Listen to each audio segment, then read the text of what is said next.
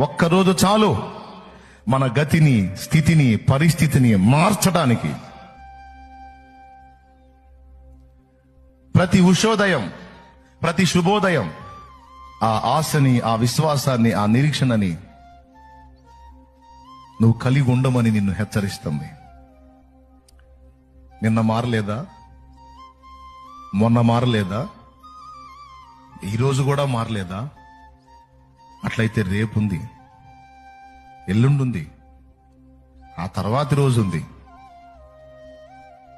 Simple గా ఒక మాటలో చెప్పాలంటే, నీ విషయమై దేవుడు ఖచ్చితంగా జోక్యం చేసుకునే ఒక రోజు ఉంది. నీ విషయమై దేవుడు జోక్యం చేసుకొని, పట్టించుకొని, నీ పరిస్థితులను మార్చి, నూతనపరిచి, ఒక నూతనమైన అనుభవాల్లో గుండా నిన్ను తీసుకెళ్లేదానికి దేవుడు నిర్ణయించిన ఒక రోజైతే ఉంది. నమ్మితే విశ్వాసంతో